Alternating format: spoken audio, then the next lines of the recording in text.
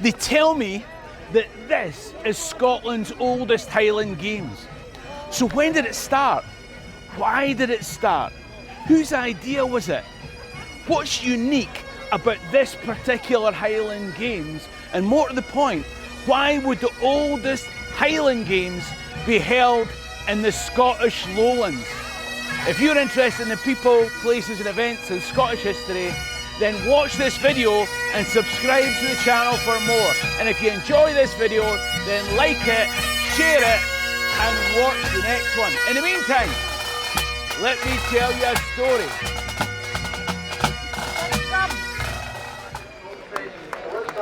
It's summer in Scotland. That means three things: taps off, rain, and Highland Games. Now, if you live in one of our bigger cities or the Borders, Ayrshire or Dumfries, you might see it a wee bit differently. We'll come back to that. But I'm Bruce Fummey from Scotland History Tours, and it struck me that at some point somebody's going to ask me what's Scotland's oldest Highland Games.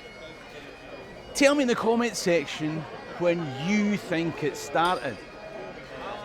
I needed an answer, but there's a problem. Myth, legend, and the mists of time. We're going to have to do some digging.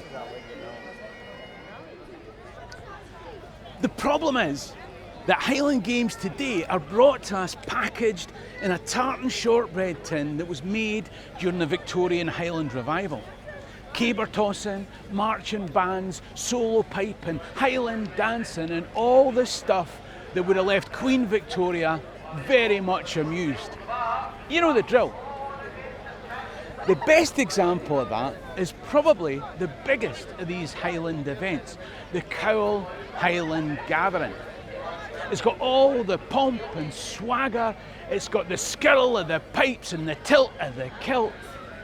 But it was first held in 1894, and there's no way that that was the first ever Highland Games. They'd been running the Highland Games in our village for 14 years before that. No, we need to go back further than Queen Victoria. If you've watched my channel or taken any interest in Scottish history and culture in general, then you probably know that 1822 was a key date. What happened then? It was the first time that a British monarch visited Scotland for 170 years. George IV visited Scotland and Walter Scott organised the entertainment. With a Highland pageant, the clans tamed after they'd been brought to heel when they rebelled against his great-grandfather George II. Prescription between 1746 and 1782 meant that Highland dress had been banned and then assimilated into the British military. 40 years of painting over the cracks was meant to hide Highland culture from our view, or at the very least, tone down the colour. Before that, Highland chiefs had held games to test the strength of the biggest and the best and prepare for battle. But we're never going to be able to trace the first one. Are we?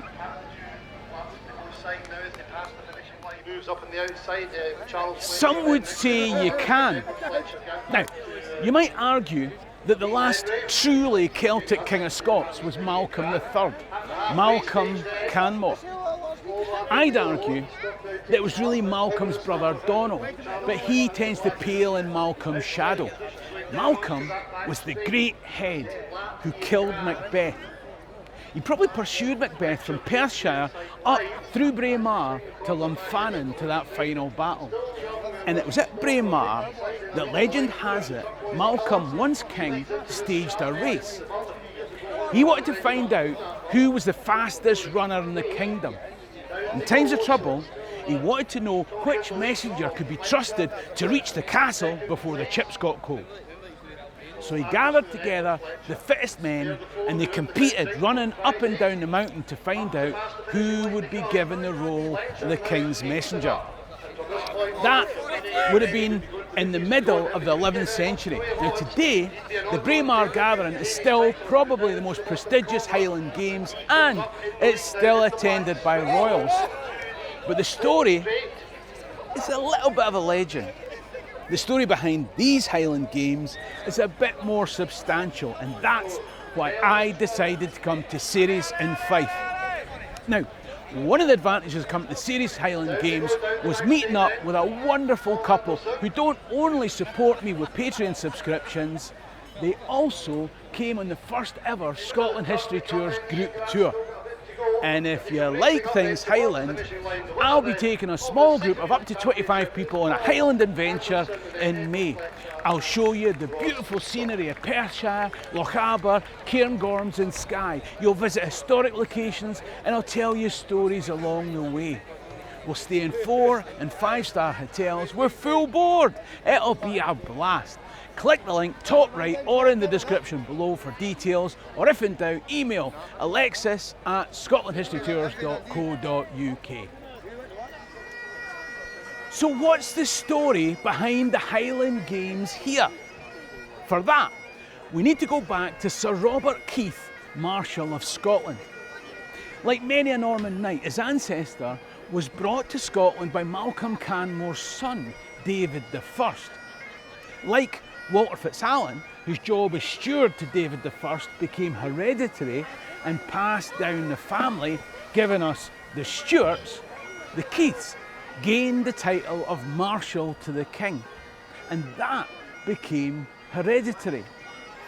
You'll know them best from Dunnottar Castle up by Stonehaven, but in between that first Marshal, Harvey de Keith, and the later Keiths of Dunnottar was Sir Robert Keith, one of Robert the Bruce's key generals at the Battle of Bannockburn. In fact, the reason for these games is to celebrate the fact that the men from Ceres, trained in archery by Sir Robert Keith in preparation for that Battle of Bannockburn, returned victorious. Robert the Bruce was reward for the men of Ceres who had helped him send Edward Hameward to think again, was a charter to hold a market. And from that time to this, these games have been held here to celebrate, on the very field where Sir Robert Keith had trained the archers. Hence the name of the field, Bow Butts. But I said I'd tell you something that was unique about these games. Inspired by Bannockburn, these games were always held on the anniversary of Bannockburn, the 24th of June. Just like the battle, it happened over 2 days. Now the first day was market. Ordinary cattle were corralled on the Tower Green, Highland cattle on the Upper Green, milking cows along the Croft Dyke. There were gypsy caravans, a horse market, barter, buying and selling. There were stalls and candy and bawbees to be spent and all the fun of the fair. The second day was called Plack and Penny Day. They had a bandstand, Freemasons marching, and Baron Bailey, whoever he was, waving his staff of office to open the day's action with a horse race doing 6 laps of this green. And then they had men's races, boys' races, a sack race, 3-legged races, and hurdles. They even had ladies' races in which only true virgin maids could take part. They've struggled to get contestants for that race in recent years. It is Fife. The highlight of the day was the greasy pole. They stripped the bark from a tall fir tree and they made the top slippery with soft soap. Above the slippery bit was a cooked ham. And whoever could climb the trunk and claim the prize got to go home with it. Now, apparently, the challenge was so impossible that the event was cancelled in 1866 because nobody ever reached the ham. Now, these are events from the past, but one of the unusual ancient events that they still do today is backhold wrestling. Two competitors stand opposite each other. They grab each other around the waist with a right hand under the opponent's left arm and their chin resting on the opposite shoulder. The task is to force your opponent to break the hold or touch the ground with any part of the body except the feet. The winner gets one of the hams left over from the greasy pole. There's another unique feature of these games. Here at the Ceres games, they don't only toss the caber for inline accuracy like they do at most Highland games, they also compete for distance. But the heavy action highlight of these games isn't tossing the caber, it's the heaving of the Ceres stain. The daddies do it, the mummies do it, the juniors do it. And Goldilocks, I took that too far. The Ceres stain is kept at the local pub, the Ceres Inn, for 364 days of the year, and then one day a year at the oldest Highland Games in Scotland, folk try to chuck it as far as they can before it goes back to the pub for another year. So when was the first Ceres stain? According to one historical reference at the Ceres Games in 1332, a heavy rock was fetched from the bed of a mountain stream. Personally, I'd rather get it from the pub. They tell me that the only time that the games have been cancelled were from 1914 at the outbreak of the Great War. Now, the memorial at the centre of proceedings, erected in that year when men went off to fight for Britain on the continent, was put up to commemorate those who had fought for Scotland 600 years earlier. They tell me that the only other time that the games have been cancelled was during those post-Jacobite years of prescription between 1746 and 1782, and for COVID. So, this is officially Scotland's oldest running Highland Games.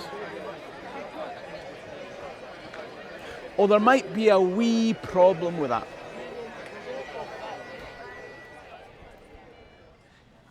You see, the Prescription Act might have banned Highland dress, but if I recall, it banned the wearing a Highland dress in Highland counties.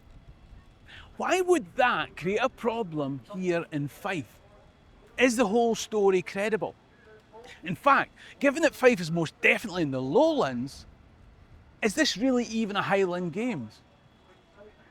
Scotland is an amalgam of cultures, from the Gael to the Britons, the Anglo-Saxons, Normans, and of course, Flemish folks who had such an influence here in the eastern part of Fife.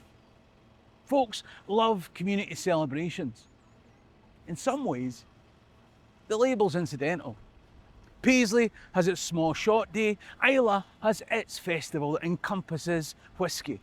Border common ridings have spread further north and west, Highland Games have spread south and east. And people wear kilts to speak Lowland Scots at a Burns supper. Whether this was the first ever Highland Games might be questioned. But you know the best thing about it? It's free! So, maybe not Scottish after all. It's a genuine community event.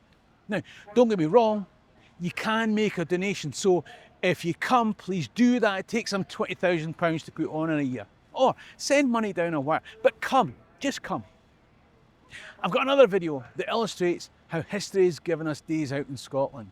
You know that video's coming up on screen now. If you enjoyed this one, then like it and share it. Support the channel by clicking top right to become a Patreon member, or buy me a coffee in the description below. In the meantime, Fummey and Dawkins could be Lamali. Sherry and Raston.